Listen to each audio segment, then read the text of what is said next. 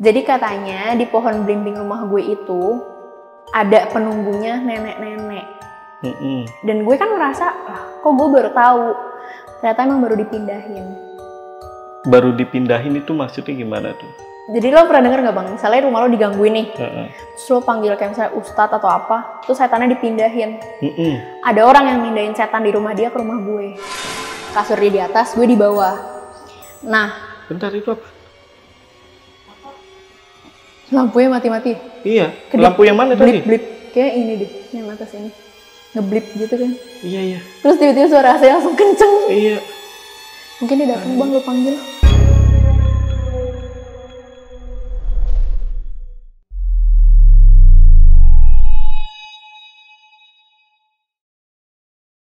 Tinggal di Jakarta Selatan, gak ngejamin kalau lo bakal punya rumah yang mewah dan juga nyaman.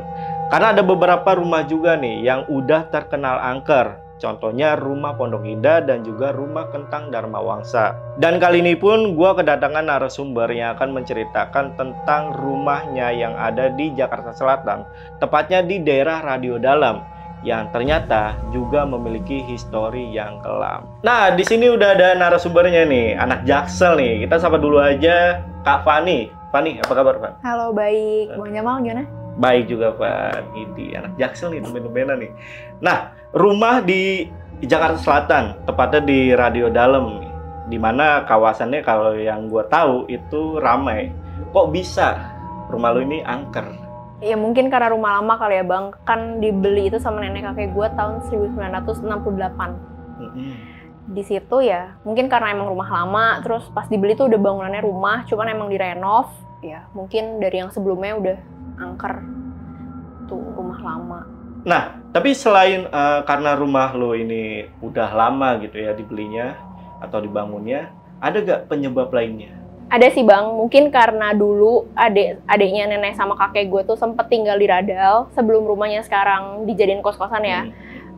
Ada satu cerita yang menurut gue pecah banget karena ternyata karena ini gitu loh, salah satunya. Jadi mungkin itu yang bikin tambah horor rumah gue. Oke, yang penasaran juga simak videonya sampai habis. Tapi sebelum itu buat teman-teman nih yang pengen jadi narasumber sama seperti Fani ini, kalian bisa langsung aja DM ke Instagramnya Lentera Malam, itu ada di @lentaramalam.id. Untuk linknya nanti gue taruh di deskripsi. Ya udah kalau gitu gimana, penonton udah siap? Ya. Oke, mantap. Saksi misteri, kita mulai.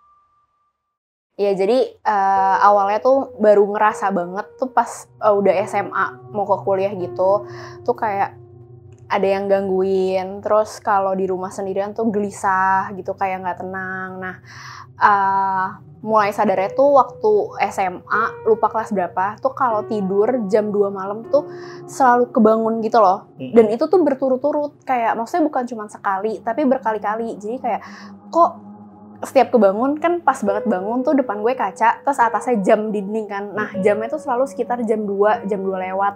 Tapi tuh nggak pernah jam 3 ke bawah, pasti jam-jam segitu. Nah terus kenapa ya gitu, cuma kayak oh ya udah nggak apa-apa. Nah sempet baca-baca kayak buku horor gitu, katanya kalau kita tidur terus kebangun tapi nggak ada apa-apa tuh kan katanya ada yang ngeliatin kita. Oke, terus gue pernah nih suatu malam kayak tuh gue mau bikin Indomie, tapi mau di rumah nenek gue karena kalau dapur gue kan agak naik tangga gitu. Kalau dapur nenek gue kan cuma tinggal jalan. Nah, gue bikin Indomie sendirian. Posisinya tuh bang dapur nenek gue.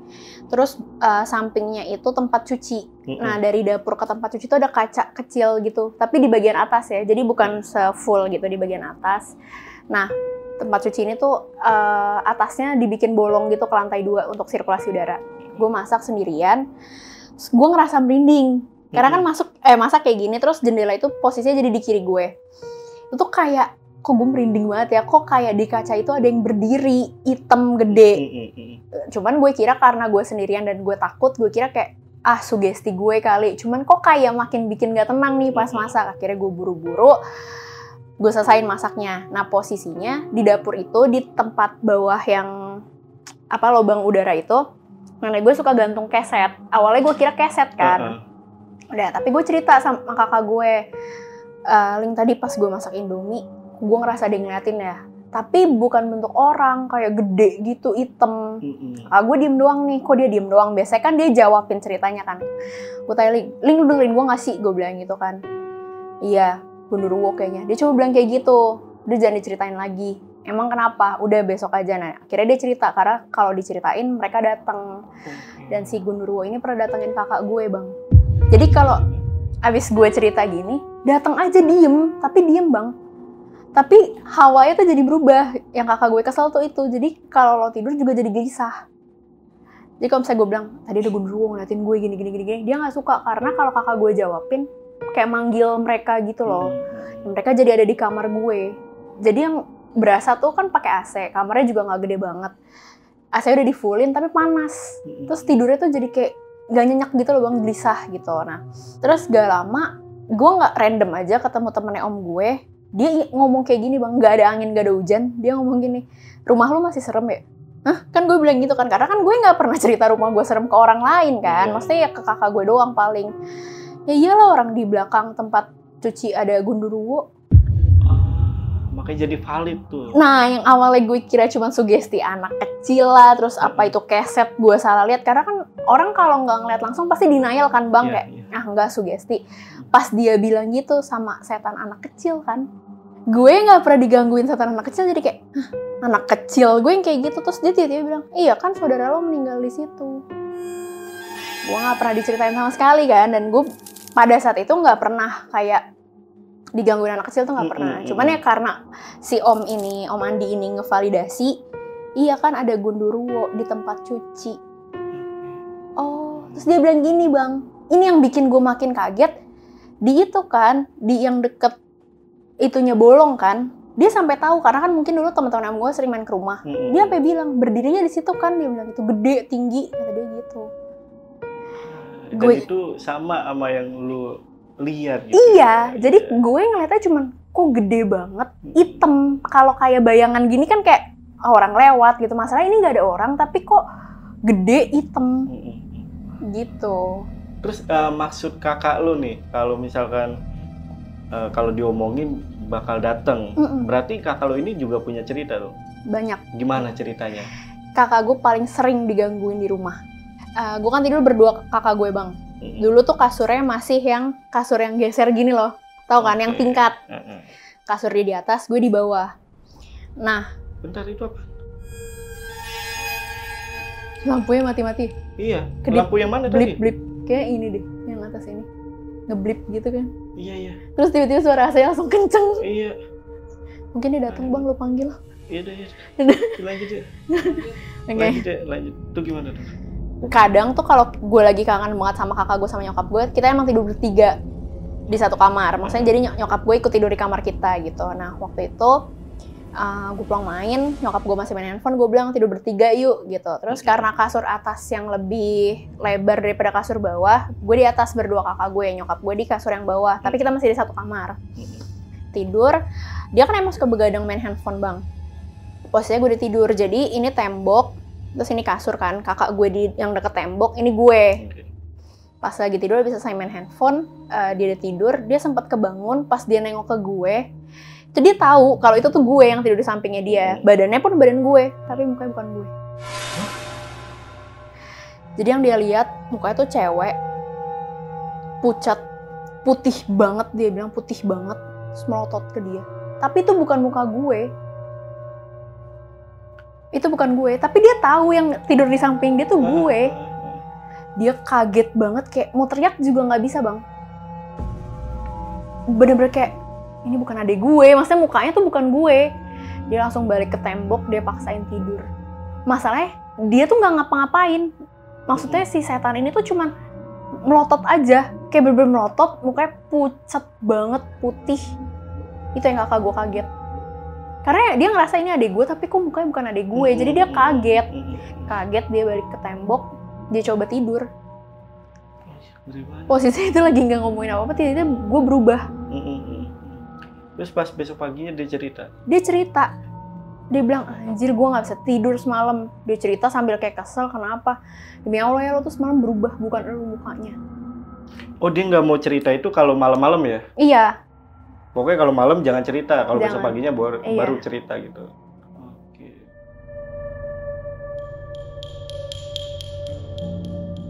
Mereka tuh suka ganggu. Bukan cuman gue, tapi orang-orang di sekeliling gue, Bang. Ah gimana tuh cerita? Kan gue suka teleponan nih. Sampai malam, kadang sampai dini hari. Terus kalau di telepon kayak WhatsApp gitu kan ketahuan ya Bang siapa yang ngomong. Dari profilnya kan jadi nyala gitu kan. Posisinya gue lagi ngerjain, semuanya jadi lagi diem. Kayak misalnya ini nomor berapa, ini jawabannya apa ya gitu. Terus diem nulis. Tiba-tiba temen gue bilang, Ci lo di rumah sama siapa? Sendirian, kenapa emang? Maksudnya keluarga gue udah tidur, gue ngerjainnya sendirian posisinya. Ibu masih bangun? Enggak, tadi ada suara cewek ketawa di speaker handphone lu. Semuanya langsung nanya soalnya Bang. Semenjak itu, kalau lagi diem jadi di mute semua. Karena kata dia bener-bener ketawa kayak, gimana sih ketawa kuntilanak? Gitu. Posisinya gue lagi sendirian di kamar. Tapi kalau lu nggak denger ya, teman-teman Gue lu nggak yang denger, teman-teman gue yang denger. Makanya gue aneh kayak, kok gangguin teman-teman gue gitu. Dan mereka bilang itu jelas banget. Makanya mereka bilang, lu nggak sambil nonton TV? Enggak, gue di kamar. Terus itu kan cewek nih Bang. Pernah cowok. Gue kan adik kakak cewek sama cewek kan. Nah terus lagi telepon nih. Tiba-tiba mereka denger ada suara cowok kayak gini. Halo. Makanya mereka nanya, Van, lo invite anak-anak? Maksudnya temen cowok? Enggak. Demi Allah, lagi-lagi dari speaker handphone lu. Mereka sampai trauma Bang teleponan sama gue.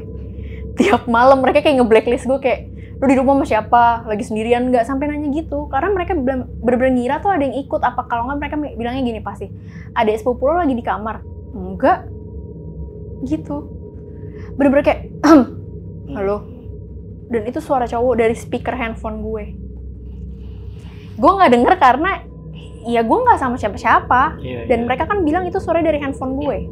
Pernah ada cerita gak temen lu suatu waktu itu nginep di rumah lu gitu dan ngalamin gangguan? Kalau mereka nginep sering, tapi digangguin nggak pernah. Karena kan kalau misalnya mereka nginep, itu kan ada nyokap bokap juga. Terus kalau misalnya kita tidur tuh juga rame-rame gitu tuh mereka nggak pernah digangguin. Cuman kalau mereka sering denger di telepon tuh jelas banget gitu. Jadi mereka ya takut kalau gue ikut-ikut join gitu. Jadi kayak mereka tuh jadi ngerasa gue yang aura gue yang ngebawa mereka gitu loh Bang. Oke. Gitu. Nah kan gue tuh sama kakak gue paling sering digangguin kan Bang. Nah gue kan tinggal sama nenek gue. Tapi nenek gue paling denial Bang. Setiap gue cerita kayak, yang kemarin tuh ada setan gangguin aku sore-sore gitu. Alah apaan setan-setan, aku tinggal di sini puluhan tahun gak pernah digangguin. Sampai akhirnya dia sendiri ngerasain Bang. Kejadiannya kayak gimana? Jadi waktu itu dia sakit kan, ketabrak motor, kecelakaan.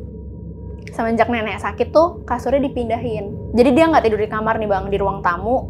Kasurnya kita pindahin, maksudnya biar kalau ada apa-apa kan gampang. Kalau malam itu kan pintu rumah gue sama pintu rumah tante gue yang connecting door ke rumah nenek tuh ditutup dan dikunci kan. Nenek sendirian dong tidur di ruang tamu. Cuman kan kalau misalnya emang butuh apa-apa kita denger ya. Nah nenek sendirian, nenek tidur nih.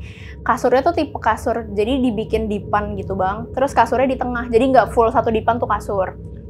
Dia ngerasa dengan jelas itu ada yang lewat-lewat.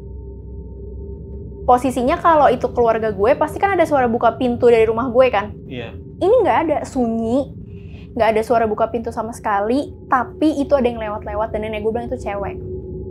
Sosoknya cewek. Cewek, nggak tahu siapa atau rupanya gimana. Terus dia duduk di samping kasur nenek gue. Di yang dipan kayu itu. Jadi dipannya kan lurus doang Bang. Ini kasur, sininya masih ada space kan. Duduk di situ kata nenek gue. Sempet ngeliat berarti nenek? Lihat dan ngerasain jelas. Di situ dia percaya. Gue lupa awalnya dicerita kayak gimana. Terus akhirnya dia bilang, iya ada yang sering gangguin aku kok. Terus gue tanya, loh kok bisa? Dia cerita, terus gue bilang, akhirnya gue ketawa Bang. Akhirnya ngerasain sendiri kan. Biasanya kalau aku bilang horor, bilangnya aku ngarang. Soalnya nenek puluhan tahun nggak pernah. Akhirnya nenek digangguin kan, nenek sih nantangin. Gue bilang gitu. Terus kan. nenek gimana? Coba. Dia takut tapi kayak, ya udah kan dia nggak bisa apa-apa kan Bang. Habis kecelakaan. Kaku aja udah diem. Tapi dia tahu ada yang duduk. Pernah juga cowok, cuman dia bilang lewat-lewat doang. Nggak duduk, nggak ganggu. Cuman berasa banget Bang kalau ada yang lewat. Karena kan kasurnya di tengah-tengah di depan gitu kan. Berasa dia bilang. Jadi mulai sering gangguin nenek gue juga. Itu kan nenek gue percaya kan bang, sebenarnya dari sebelum dia ngerasain, dia tuh sebenarnya udah pernah kena kejadian, cuman entah dia denial, apa dia emang bener-bener gak sadar total. Jadi waktu itu nenek gue nyapu maghrib-maghrib. Di halaman rumah gue waktu itu masih ada pohon belimbing, gede banget emang pohonnya tuh sampai ke lantai 2 rumah gue. Yeah. Nenek gue nyapu, tiba-tiba pingsan.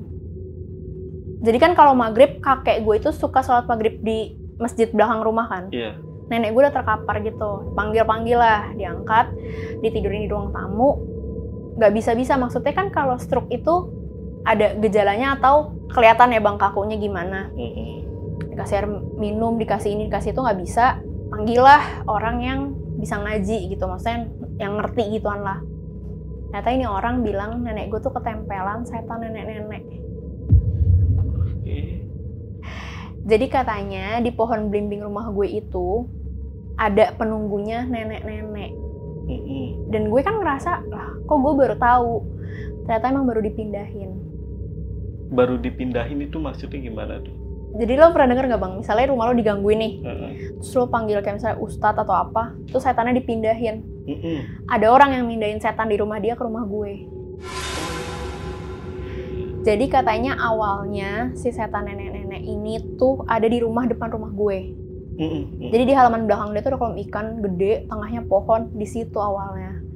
Kayaknya mungkin suka ngegangguinnya parah, terus manggil ustadz, dipindahin, dibuangnya ke rumah gue. Ke pohon belimbing depan rumah gue. Nah katanya setan ini tuh suka sama nenek gue, dalam arti suka tuh entah kagum apa gimana, tapi pokoknya dia suka ngeliat nenek gue tuh suka bersih-bersih. Salahnya nenek gue nyapu maghrib-maghrib bang. Nyapu maghrib-maghrib, ketempelan langsung pingsan tumbang. Karena ada istilah pamali ya, mitos pamali. Katanya kan nggak boleh nyapu malam-malam. Itu pas azan maghrib nenek gue nyapu. Itu dibawa ke dalam, disadarin tuh lama banget bang, sempet muntah-muntah. Jadi kayak pingsan yang bener-bener kayak nggak sadar gitu loh bang, sempet kebangun tuh muntah. Tapi tuh kayak ngawang gitu loh bang, mungkin pas muntah tuh juga kayak nggak sadar gitu loh. Jadi kayak dia muntah, sudah dia nggak sadar. Nah makanya pas yang kejadian itu dia baru notice kalau emang rumah itu banyak setan. Gue nggak tahu karena pas kejadian dia pingsan ini dia full sepenuhnya nggak sadar, apa dia masih denial kalau ya itu tuh setan, dia ketempelan setan gitu. Karena pas sadar pun kita bawa ke dokter, sempat dibawa ke dokter bang, nggak apa-apa. Maksudnya nggak kayak orang masuk angin atau angin duduk atau apa tuh, nggak ada sakit yang sampai tiba-tiba bikin nenek gue tuh harus sampai pingsan tumbang gitu loh bang. Sampai diangkat ke dalamnya tuh, sampai diangkat, dipapah, ditidurin tuh bener-bener nggak sadar total. Sembuhnya gimana tuh? Didoain. Jadi akhirnya dia bilang ketempelan, didoain. Gue lupa didoainnya gimana, pokoknya didoain. Bangun, udah bangun kayak orang bingung. Bangun ya udah dikasih minum, dikasihnya kayu putih gitu. Karena kan habis muntah juga gitu. Jadi setelah didoain nenek lu bisa sadar gitu. Akhirnya yang doain, setelah selesai nenek gue sadar, ngobrol. Tapi sama cuma nyokap bokap gue kalau nggak salah. Nah sosok nenek-nenek yang ngikut ke nenek lo ini akhirnya dibuang kemana? Nggak tahu, karena setelah itu pohonnya juga akhirnya ditebang, dijadiin ya halaman biasa aja, di kayak di semen gitu. Gak lama dari kejadian nenek itu iya, ditebang? Ditebang.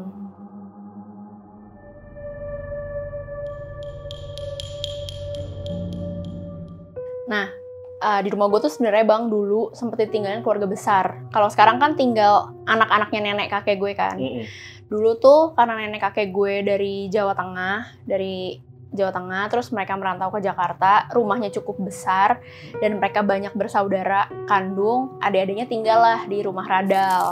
Gue taunya juga pas udah gede, karena nyokap gue bilang mbah-mbah gue tuh pernah tinggal di sini. Karena kan dulu merantau ke Jakarta, terus nenek kakek gue udah settle, udah punya rumah, join lah mereka tinggal di situ. Posisinya sih sama ya, maksudnya rumah nenek gue tetap di tengah, terus dulu adik-adiknya tuh dibikinin kayak rumah-rumah kecil, maksudnya kayak ya petakan-petakan gitu bang, tinggal lah di situ. Ada adiknya kakek gue, Mbah Nano sama Mbah Titi, udah berkeluarga, tinggal di situ. Nah ternyata, tadi kan gue sempet cerita nih bang, temennya om gue bilang kalau di rumah gue horor, ada gundurwo sama anak kecil. Yang anak kecil gimana? Ternyata dari sini, ceritanya gue juga baru tahu. Jadi karena pas awalnya om Andi bilang, ya kan gue nggak pernah ngerasain apa-apa, gue baru tahu ceritanya. Jadi ketika mereka tinggal di Radal ini, Mbah Titi sama Mbah Nano tuh punya anak. Kalau sekarang kan gue taunya anaknya mereka ini cuma 2 ya, om gue sama tante gue. Ternyata kata nyokap gue harusnya anaknya tuh ada 6. Yang 4 ini nggak selamat. Ada yang memang pas lahir keguguran, ada juga yang udah sempat lahir, udah sempat besar sedikit kayaknya meninggal di rumah gue, di rumah Radal. Dan ternyata dulu dikuburinnya di halaman rumah gue. Kan ini rumah, terus ada pekarangan rumah kan bang di depannya, di dalam pagar. Dikuburinnya tuh di sebelah kanan rumah gue, yang sekarang jadi keran untuk cuci tangan. Dulu dikuburin di situ. Mereka, almarhum dan almarhumah ini, antara 3 atau 4 itu di situ dikuburnya. Di situ. Tapi bener-bener nggak ada yang ngasih tahu. Nggak ada yang pernah ceritain kayak dulu tuh gimana sampai akhirnya ini tuh rumah dari kapan sih? Gue yang nanya dan gue bilang emang ada anak kecil dulu gitu, dan akhirnya baru diceritain. Tapi ceritanya juga sepenggal. Jadi kayak akhirnya gue sadar kayak oh ternyata pantesan kayak gini gitu loh bang. Nah jadi setelah mereka dikubur di situ, ternyata mereka ngegangguin orang. Nenek gue juga baru bilang, jadi pas dikubur di situ, tetangga gue itu kalau lewat depan rumah gue bang, lewat depan rumah doang loh, digangguin. Ada cerita tuh? Mereka ngomong ternyata ke nenek gue. Ceritanya gimana? Nenek gue cuma bilang, iya mereka bilang kalau lewat tuh digangguin anak kecil, entah suara nangis, apa, nampakin. Karena kan ada yang sempat udah lahir kan bang, mungkin digangguin dari situ, dan ternyata ibunya pun digangguin. Makanya akhirnya makamnya dipindah.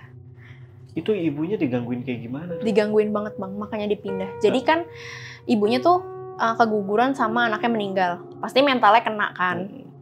Pas dia tidur itu, dia digangguin banget kasurnya. Jadi dia tidur terus dia ngerasa di kasurnya tuh ada yang getok-getok kayak duk gitu, tapi dari bawah kasur.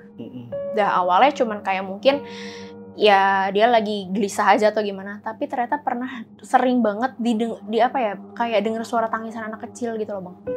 Posisinya di situ anak-anak nenek gue udah nggak ada yang kecil, jadi kayak anak kecil yang kayak bayi nangis gitu loh bang. Dan yang ngedenger tuh si istrinya doang ini, si mbah gue yang abis anaknya meninggal ini, dia doang yang denger itu. Terus pernah juga katanya kaki ditarik dari bawah kasur, jadi dia tidur terus kayak udah digangguin kayak nangis suara anak kecil gitu, terus katanya kakinya ditarik kenceng. Posisinya dia di kamar sendirian. Akhirnya dia bilang sama suaminya, terus mungkin bilang juga sama nenek gue, dan mungkin nenek gue konfirmasi kalau iya tetangga juga kalau lewat suka digangguin. Akhirnya sepakat makam anak-anak ini dipindahin ke kuburan dekat rumah gue. Dan dari situ gue baru tahu kalau om tante gue kalau sekarang lagi jengukin nenek kakek gue emang suka main ke makam itu, mungkin ziarah makam kakak-kakaknya yang meninggal di rumah gue. Karena ya itu akhirnya dipindahin, entah gue lupa antara 3 atau 4, cuman setahu gue anaknya tuh harusnya antara 5 sama 6, tapi yang sampai sekarang gede dan hidup sehat itu cuman 2. Sisanya itu meninggal dan di rumah rada dalam.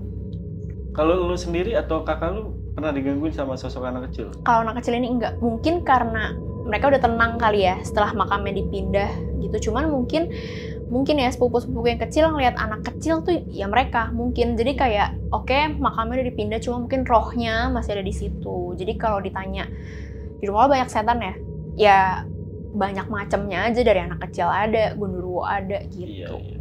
Kalau istilah di Lentera Malam itu jin korin. Iya. Jin korin yang gangguin.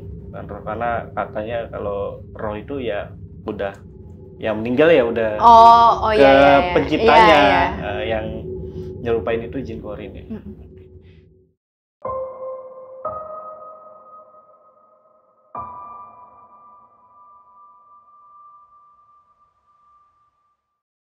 Ini kan tadi anak kecilnya bang, yang tentang meninggal di rumah gue. Terus gue sempat tadi bilang ada kakek-kakek juga. Ternyata itu ada ceritanya juga bang. Jadi waktu itu kan ada sepupu gue, awal-awal kecil sering main ke rumah kakek gue, dia sempet nggak mau masuk. Jadi dia nangis, kejer banget, nggak mau masuk. Ditanya sama om gue kenapa, papa ada kakek-kakek di rumah. Terus om gue bilang kan, ya itu kan eyang kakung. Bukan eyang kakung. Dibilang gitu, om gue cerita, gue kan nggak tahu ya bang. Ternyata nenek gue bilang, om gue yang ini, om Anto ini, kan yang lihat anaknya.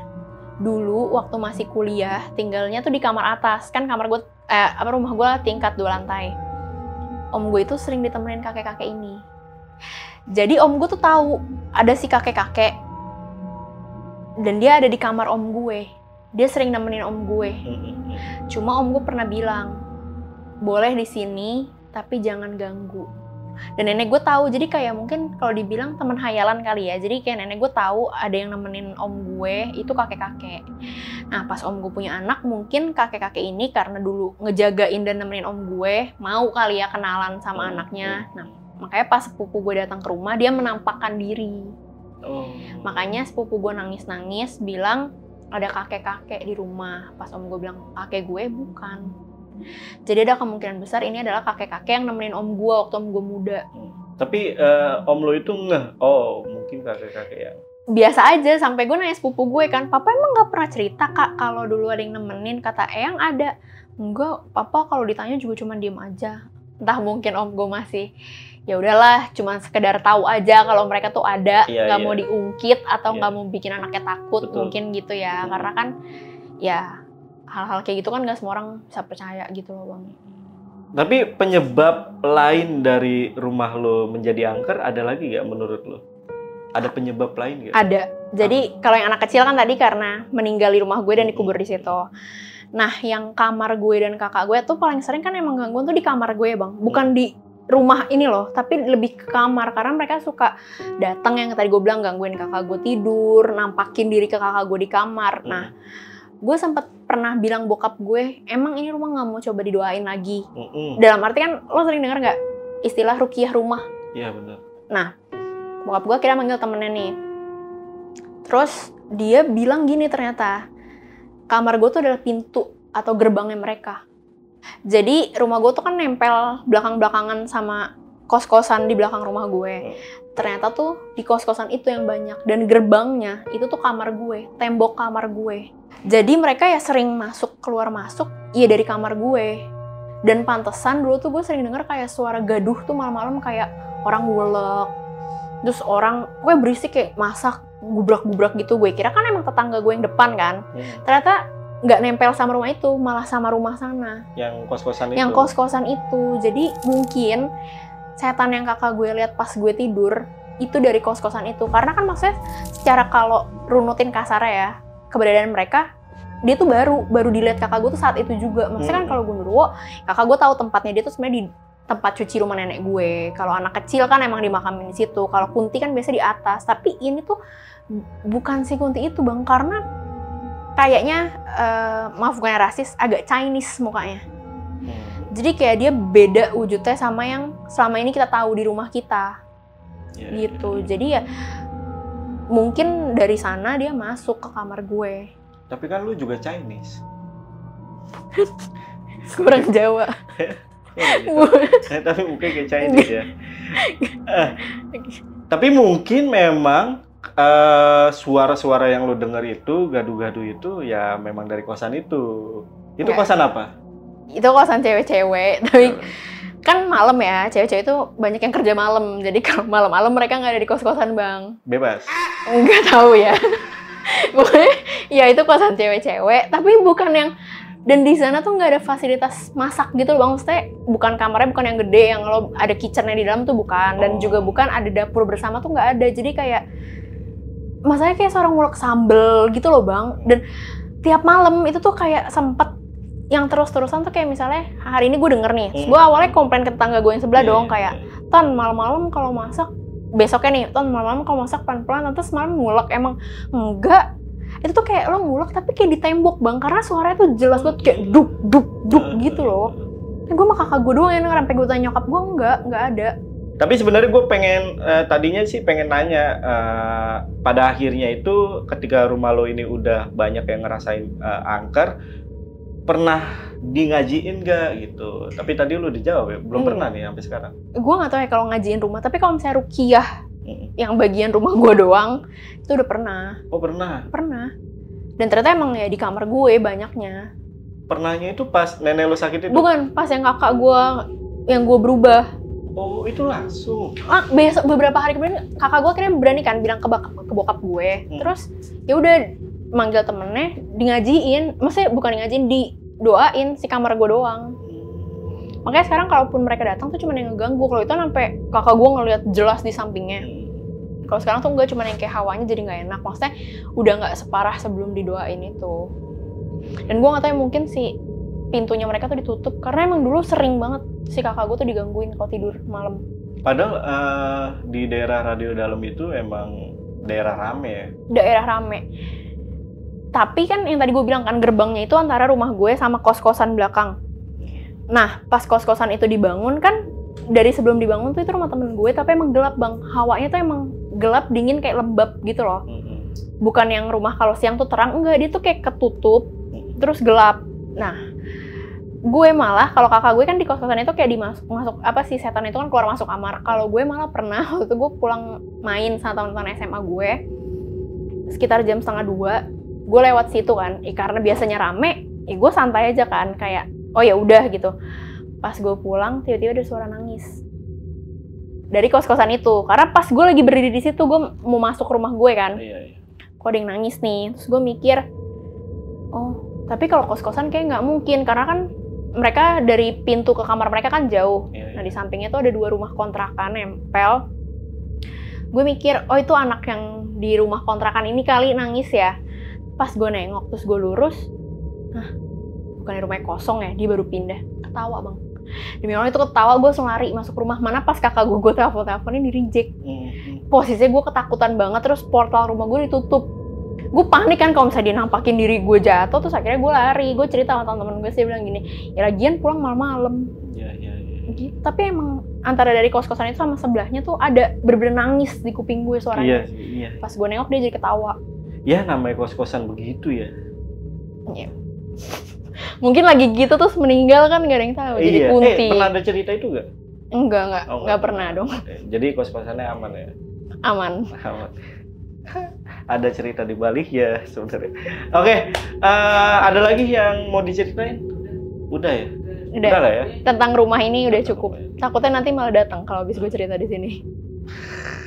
Tapi Kak Fani ini punya cerita lagi nih, satu lagi. Waktu dia, lu ke kampung Inggris ya? Lulus SMA. Ke kampung Inggris. Ngelihat sosok tuyul.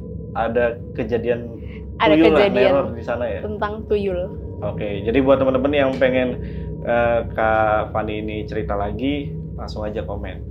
Oke, Fani, thank you udah datang ke Lendar Malam. Gua rasa cukup untuk video kali ini. Gue Jamal dari Lendar Malam dan Fani izin pamit. Bye.